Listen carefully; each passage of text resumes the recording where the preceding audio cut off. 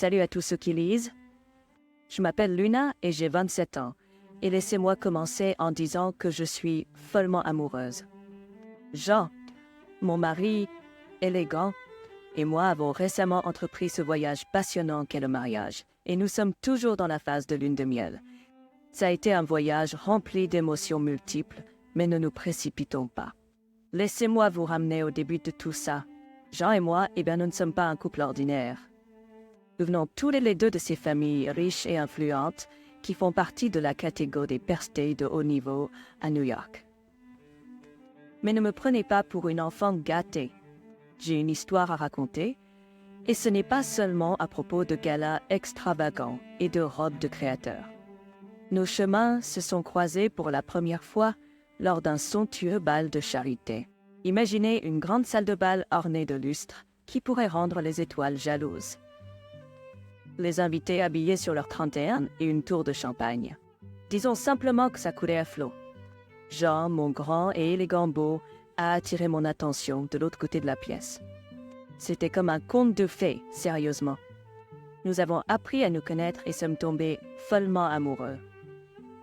Nous étions très semblables à bien des égards, mais très différents dans d'autres. Par exemple, nous aimons. En ce qui concerne notre éducation, nous sommes totalement opposés. Ma mère et mon père ont toujours été là pour moi, me couvrant d'amour, d'attention et de conseils de vie. La famille de Jean, disons simplement qu'il parle une autre langue et que c'est l'argent. La nounou de Jean l'a pratiquement élevé et ses parents ont manqué plus de moments importants que j'ai eu de dîners chauds. Maintenant, ne vous méprenez pas, je ne suis pas là pour juger. Si c'est ce qui fonctionne pour eux, qui suis-je pour dire quoi que ce soit? Nous étions amoureux et l'amour peut surmonter beaucoup de choses, non? Avançons rapidement jusqu'au jour de nos fiançailles. Jean, étant le séducteur qu'il est, m'a emmené en jet privé sur une île isolée. Imaginez simplement le soleil se coucher, peignant le ciel de nuances d'orange et de rose. Jean avec une bague à genoux, et devinez quoi? J'ai dit oui instantanément. Nos parents se sont enfin rencontrés et c'était comme regarder deux mondes entrer en collision. Ils ont été polis l'un envers l'autre, sinon réellement amicaux. Des plans ont été faits, et avant que nous le sachions, notre jour de mariage approchait à grands pas. J'avais ma fabuleuse meilleure amie, Cassie. J'attendais ton appel, Luna. Qu'est-ce que tu as fait, Diana? Es-tu complètement folle? J'ai fait ce que j'ai pu pour mettre un terme à ce mariage. Tu es complètement folle. Tu te rends compte à quel point Jean va être en colère quand il découvrira ça? Jean ne peut pas t'épouser, Luna. Je ne le permettrai pas. Jean va m'épouser aujourd'hui, Diana. Peu importe ce que tu fais, rien ne pourra changer ça. C'était que ma première tentative, Luna. Sois prête. Tu répètes toujours la même chose, Diana, mais ça ne fera aucune différence. J'ai dû faire quelque chose de bien pour que Jean me choisisse. Je n'arrive pas à croire qu'il épouse une femme comme toi.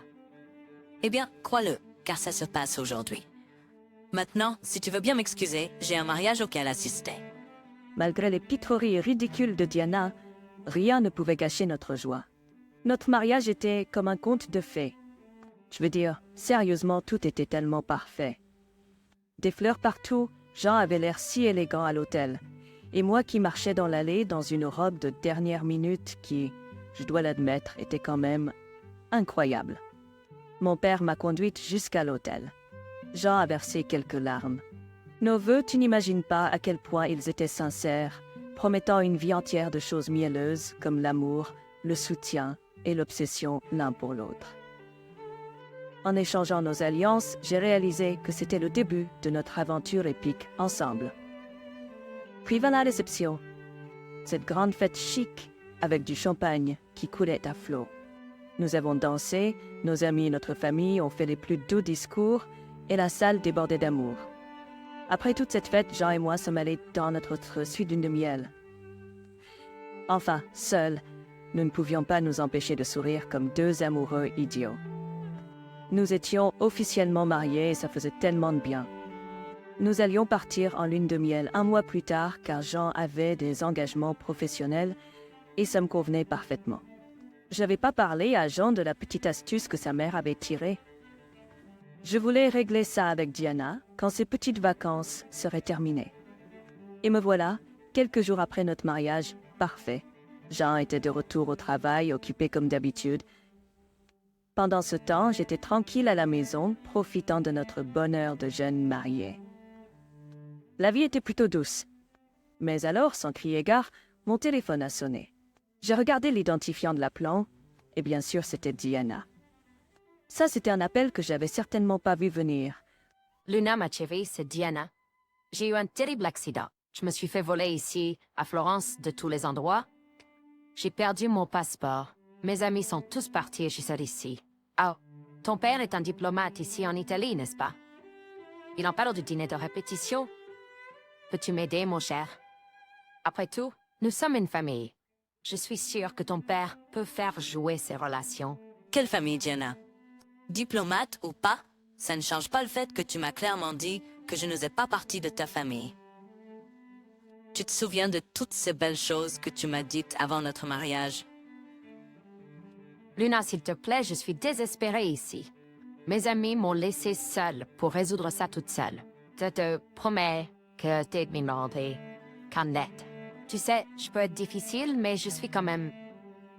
Je suis toujours la mère de Jean et ta belle-mère. Je t'aime comme si tu étais ma propre fille. C'est le plus beau mensonge que j'ai jamais entendu. Tu es bien sa mère. La famille ne se traite pas comme tu m'as traité. Tu as manqué notre mariage pour un voyage amusant et stupide que tu fais 6 fois par an. Tu es venu à notre dîner de répétition juste pour voler ma robe et ruiner mon mariage, et maintenant tu veux mon aide quand ça t'arrange. Désolée Diana, mais je ne suis pas particulièrement charitable en ce moment. J'admets que j'ai fait des erreurs, mais tu es la seule qui peut m'aider. J'ai besoin de rentrer à New York. J'ai des choses à régler. Tu es tellement égoïste. Tu n'es même pas sincèrement désolée, j'en suis sûre. Je suis désolée, Luna. Je t'aiderai pas. Au revoir. Juste au cas où je l'aurais oublié de mentionner, mon père est effectivement un diplomate en Italie et je suis à moitié italienne. J'ai grandi à Rome, mais j'ai déménagé à New York pour mes études et depuis je suis ici. Mais aider Diana? Non, c'était pas dans mes plans. J'étais un peu anxieuse à l'idée que Jean revienne, car cela voulait dire que je devais tout lui dire. Assise dans notre salon, en jouant avec l'ourlet de ma robe, mon esprit s'emballait. Jean devait rentrer d'une minute à l'autre et je ne pouvais plus éviter la vérité. Qu'y a-t-il, Luna? Eh bien ta mère, c'était à voler ma robe de mariage. Elle l'a admis elle-même. This is Rome. Elle ne voulait pas que je fasse partie de la famille Amoureuse. C'était juste avant le mariage et j'étais dévastée. Elle voulait juste tout gâcher pour moi. Luna, je suis tellement désolée pour le comportement de ma mère. C'est inacceptable. J'arrive pas à croire qu'elle ait pu faire quelque chose comme ça. Elle a essayé de tout gâcher, pas seulement pour toi, mais pour nous deux. T'en fais pas, chérie? Je vais régler ça quand elle reviendra. Il y a autre chose, genre. Qu'est-ce que c'est? Ta mère m'a appelé aujourd'hui. Son passeport a été volé et elle voulait venir ici le plus vite possible. Qu'est-ce que tu as répondu? Je suis désolée, Jean, mais je n'ai pas pu dire oui pour l'aider. Après ce qu'elle a fait, ça me semblait pas juste. Tu sais quoi, Luna? Elle le mérite. Je suis content que t'aies fait ça. Elle peut gérer ses propres problèmes, peu importe le temps que ça prendra. Ne hâte pas. Elle doit apprendre que ses actions ont des conséquences. Nous ne la sortirons pas d'affaire. Après tout le drame, Jean et moi avons enfin pu profiter de notre lune de miel en Europe. Nous avons fait nos valises et avons voyagé à travers le continent, profitant des paysages et des sons des villes romantiques. Paris, Venise, Rome, vous l'appelez, nous y étions en train de créer des souvenirs qui dureraient toute une vie. Et nous avons même rendu visite à mes parents à Rome. C'est un doux plaisir. Un jour, en sirotant un café dans un café mignon à Paris, nous avons reçu un texto du père de Jean, mais c'était un message de Diana. Elle envoyait un texto depuis le téléphone de son mari. Elle était miraculeusement rentrée chez elle après 2 mois. Parler de bon timing. Jean a bien ri de ça, et honnêtement, nous nous en fichions complètement. Quand nous sommes rentrés chez nous, Diana a essayé de renouer le contact, espérant une réconciliation. Mais Jean et moi, on a dit non merci. On a tenu bon, et on s'est concentré sur notre bonheur. 4 mois après notre mariage, et nous voilà, plus forts que jamais. Jean et femme devenus un duo d'unique. On a grandi, pleuré, ri et soutenu l'un l'autre dans les bons et les mauvais moments. Notre histoire d'amour n'est pas un conte de fées. Elle est vienne, elle est chaotique et elle est unique en son genre.